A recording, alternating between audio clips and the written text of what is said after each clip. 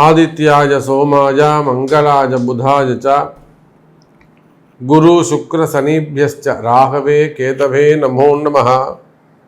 எல்லாம் வல்ல ஆதித்யாதி நவகிரகங்களையும் என் குலதெய்வத்தையும் உன் குருநாதரையும் அன்னை வாராகி அம்பாளையும் வணங்குகிறேன். அன்பு பக்தர்களே, சனிப்பெயர்ச்சி 2025 எல்லாருமே ஆவலோடு எதிர்பார்த்து காத்திருந்த சனிப்பெயர்ச்சி. எப்படா இந்த சனி இடத்த விட்டு வெளியில் போவார்? 12 ராசி அன்பர்களும் கும்பத்தில் இருக்கிறாரு, அதனால கும்பராசி அன்பர்கள்லாம் ரொம்ப கஷ்டப்படுறாங்க அப்படின்லாம் சொல்ல முடியாதுங்க. 12 ராசி அன்பர்களும், மேஷ ராசி அப்படி தான் சொல்லுவார், ரிஷபமும் அதை தான் சொல்லுவார். ஏங்க இந்த சனி பயிற்சி நடக்குமா நடக்காதாங்க?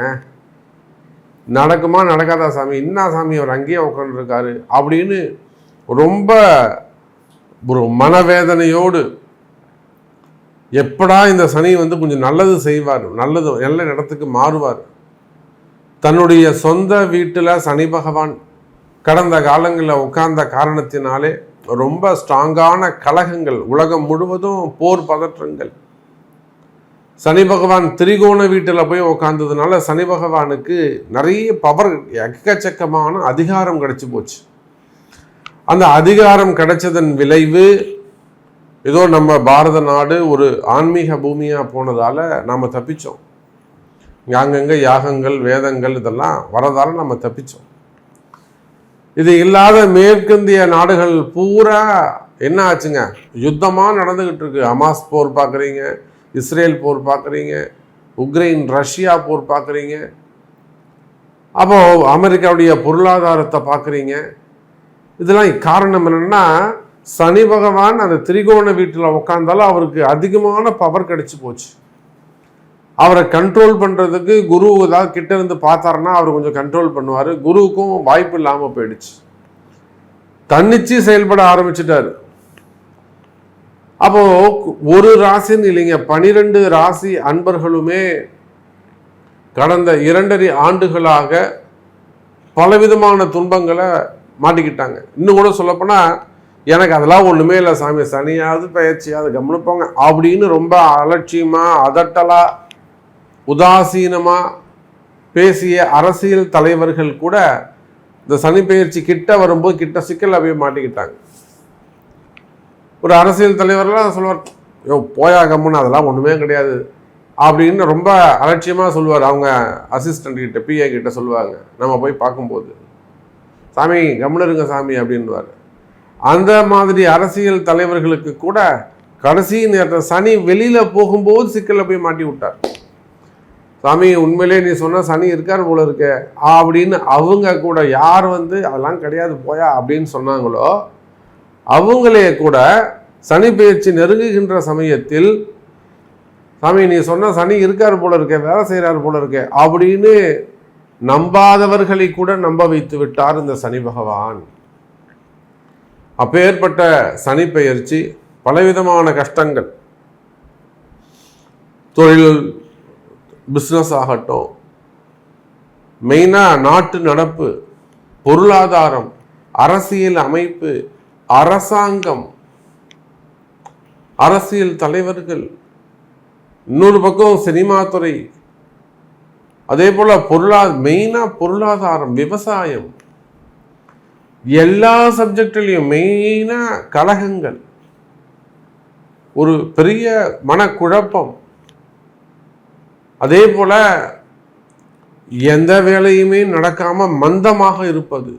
எல்லாம் ஸ்டார்ட் பண்ணி அப்படியே வச்சுருப்பாங்க, ட்ரை பண்ணி அது ஃபெயிலியர் ஆகிருக்கும்.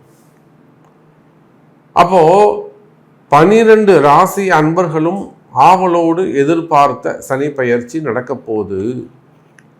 அதில் இன்னொரு பியூட்டி என்னன்னு கேட்டிங்கன்னா, இது திருக்கணித பிரகாரம் நடக்கின்ற சனி பயிற்சி மட்டுமே. அப்போது எப்போ சாமி உங்களுக்கு வாக்கிய பஞ்சாங்கத்தின்படி சனி பயிற்சி எப்போனா, சேம் மார்ச் 2026 விஸ்வாவசு வருடம். அதே போல் பங்குனி மாதம் நடைபெறுகிறது, நெக்ஸ்ட் மார்ச்சில் நடக்குது. அப்போ இந்த சனி பயிற்சி திருக்கணித பிரகாரம் நடைபெறுகிறது. மார்ச் மாதம் 29ஆம் தேதி இரவு நிகழ்கிறது. 30ஆம் தேதியிலிருந்து உங்களுக்கு எல்லாருக்கும், நம்ம எல்லாருக்கும், என்னையும் சேர்த்துக்கோங்களேன், என்னையும் சேர்த்துக்கோங்களேன். அப்போ இந்த சனி பகவான் சனியை போல கொடுப்பாரும் இல்லை, சனியை போல கெடுப்பாரும் இல்லை. சனி கொடுத்தால் எவர் தடுப்பார்? அவர் கொடுக்க ஆரம்பிச்சிட்டாரு அப்படின்னா அவரை யாரும் கண்ட்ரோலே பண்ண முடியாது, அவரை யாரும் தடுக்கவே முடியாது. அதே போல அவர் கேள்வி கேட்க ஆரம்பிச்சிட்டாரு, அவன் கர்ம வினைகளை ஸ்டார்ட் பண்ணிட்டாரு அப்படின்னா அப்பையும் எந்த தெய்வமும் உள்ள போய் அவரை ஸ்டாப் பண்ண முடியாது. உள்ள ரூம்ல போட்டு சனி பகவான் 4 பேர் அடிச்சுக்கிட்டு இருக்காரு, யாராவது உள்ள போனீங்கன்னா கொஞ்சம் காப்பாத்துங்கடான்னு சொன்னா போறவனுக்கு உதவிடும். புரியுதுங்களா?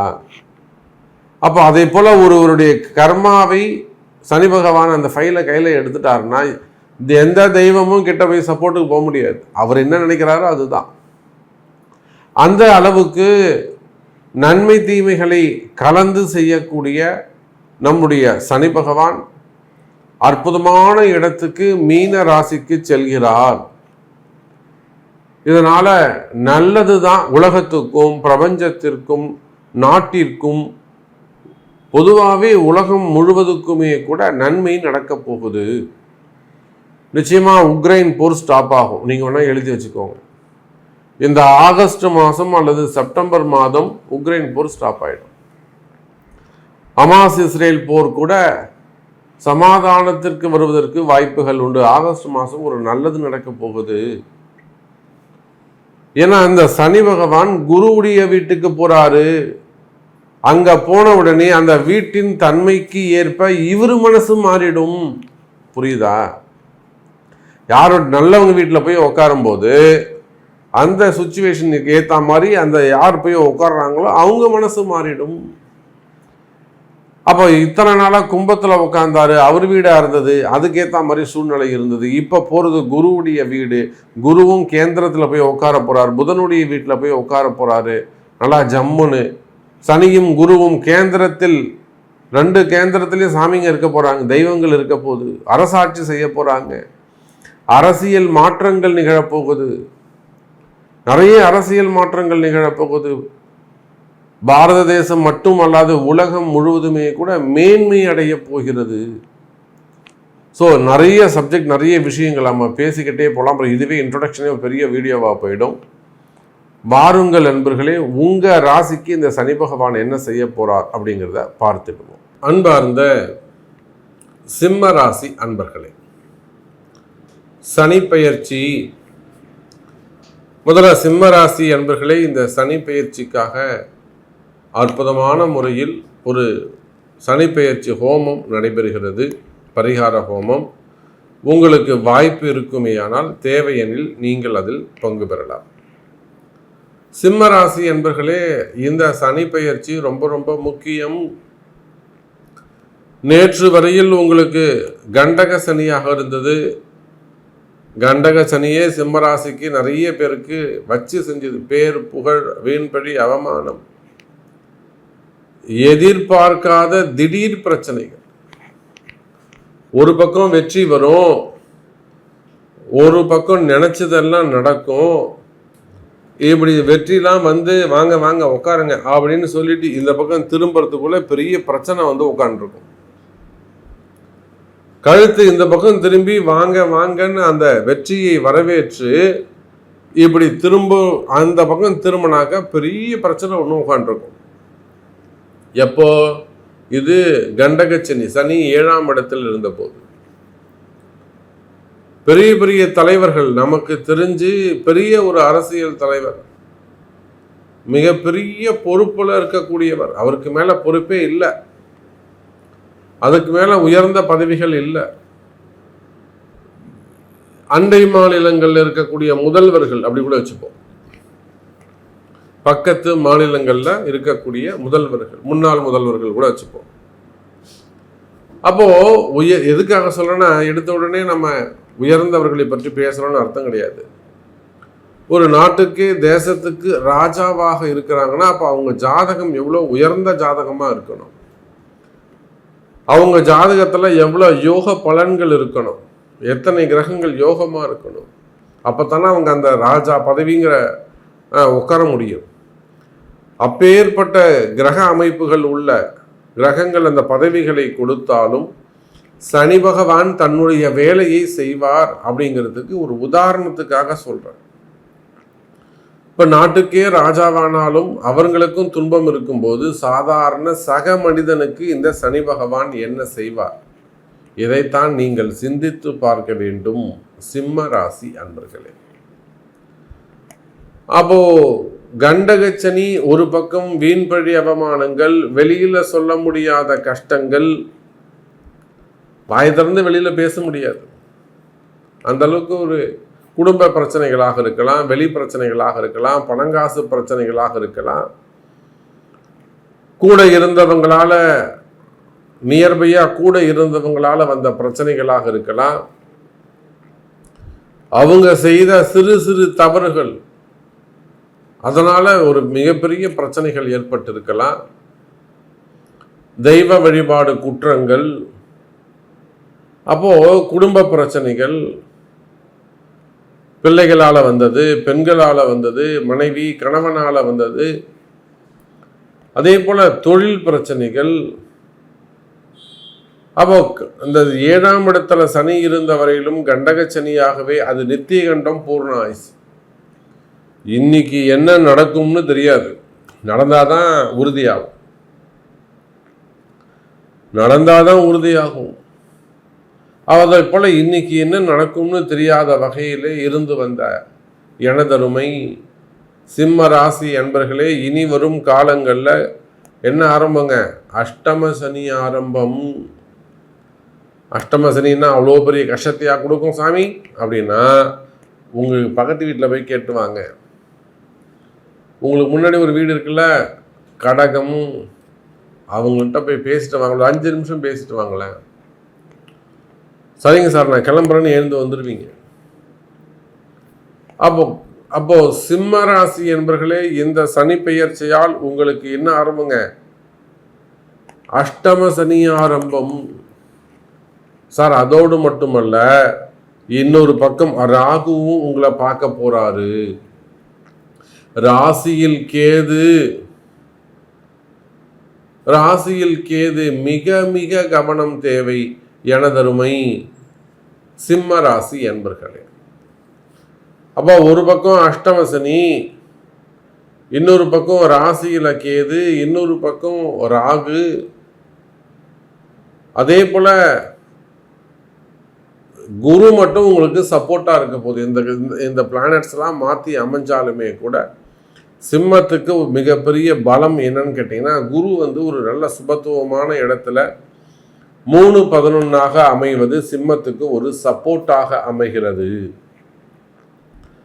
அப்ப எத்தனை கஷ்டங்கள் வந்தாலும், நீங்க எந்த நிலையில் இருந்தாலும், அல்லது ஒரு மிகப்பெரிய பிஸ்னஸ் மேனாக இருந்தாலும், தொழிலதிபர்களாக இருந்தாலும், நல்ல பொசிஷன்ல இருந்தாலும், அப்போ உங்களுக்கு கஷ்டங்கள் ஏற்படுமே. ஆனால் அதெல்லாம் சரி பண்ணிக்கிறதுக்கான ஒரு நல்ல நேரமாகவும் அந்த குருவுடைய சப்போர்ட் உங்களுக்கு அமைய போகிறது சிம்ம ராசி அன்பர்களே.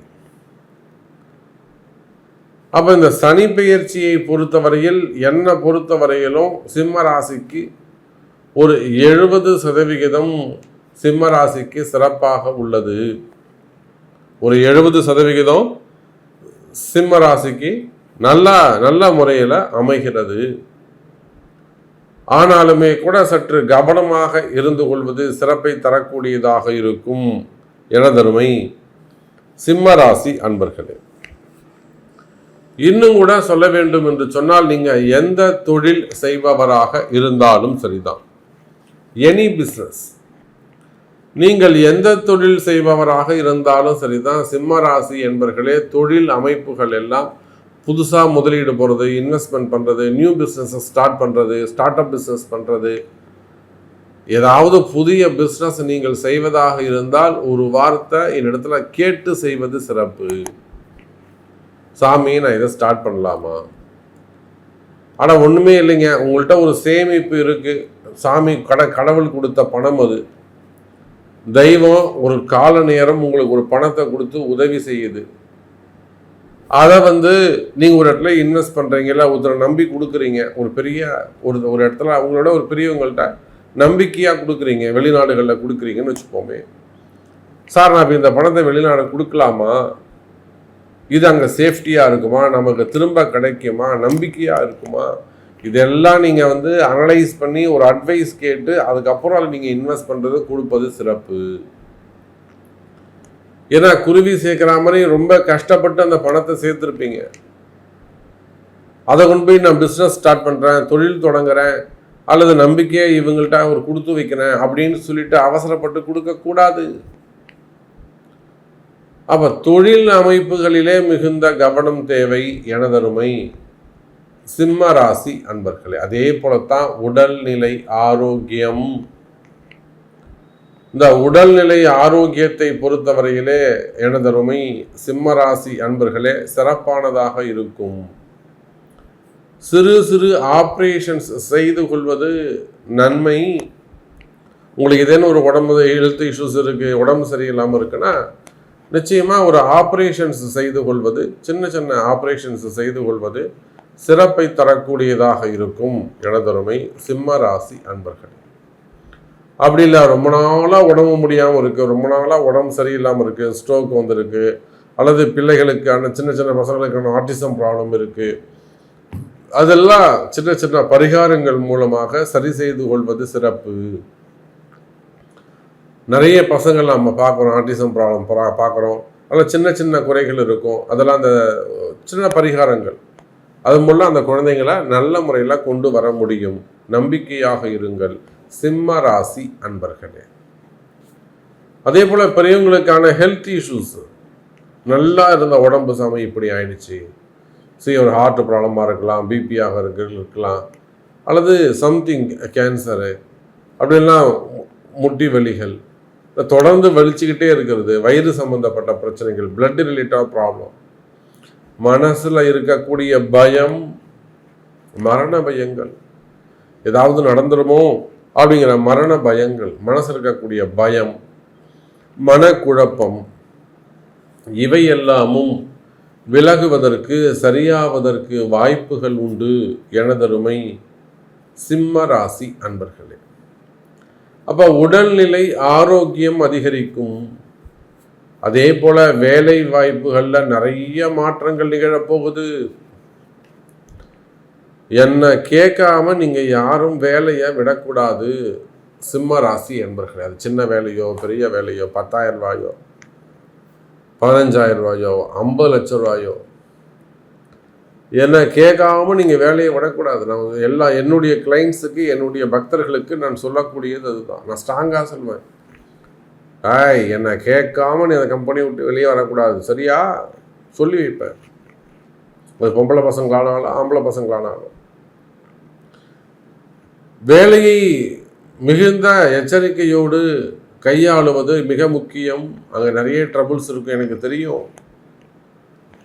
அந்த மாதிரிலாம் உங்களுக்கு ட்ரபிள்ஸ் இருக்குது, போட்டி பொறாமைகள் இருக்குது, கலகங்கள் இருக்குன்னா அதெல்லாம் நம்ம பூஜையில் சரி பண்ணிக்கலாம், நிம்மதி செஞ்சுக்கலாம்.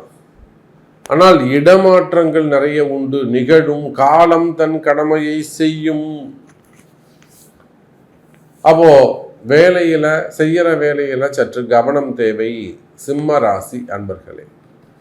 இல்லை சாமி நீங்கள் சொல்றதெல்லாம் கரெக்டாக நடந்து போச்சு, நான் அதை விட்டு வெளியில் வந்துட்டேன், எனக்கு திரும்ப வேலை கிடைக்குமா அப்படின்னா அதற்கு உங்கள் பிறப்பு ஜாதகம்தான் பேசும். அப்போ வேலை செய்கிற இடத்துல கொஞ்சம் எச்சரிக்கையாக இருக்க வேண்டும். அதே போல தான் போட்டி பொறாமைகள், தொழில் போட்டிகள், வேலை செய்கிற இடத்துல வரக்கூடிய போட்டிகள், அரசியல் போட்டிகள், பதவி போட்டிகள், மெயினாக பதவி போட்டிகள், கௌரவமான போஸ்டிங்ஸ், கவர்னரு, சேர்மனு, அதெல்லாம் நிறைய இடங்கள் நடக்குது. வம்பு வழக்குகள், கோர்ட்டு கேஸு, இந்த மாதிரியான பிரச்சனைகள் இருக்குமே, ஆனால் அவையும் விலகுவதற்கு வாய்ப்புகள் உண்டு சிம்ம ராசி அன்பர்களே. நிறைய சப்ஜெக்ட்ஸ் நம்ம பேசிக்கிட்டே போகலாம், ஒரு முடிவே இருக்காது. உங்களுக்கு என்ன தேவை, உங்களுக்கு என்ன நடக்கணும், உங்களுக்கு என்ன கொஸ்டின்ஸ் என்பதை உங்களுடைய பிறப்பு ஜாதகம்தான் பேசும். அதை கொண்டு தொடர்பு கொள்ளுங்கள் என்பதை தெரிவித்துக் கொண்டு மீண்டும் வேறொரு அற்புதமான பதிவில் உங்களை சந்திக்கிறேன். நன்றி. நமச்சிவாயம். ஜெய் வராகி. ஜெய் ஜெய் வராகி.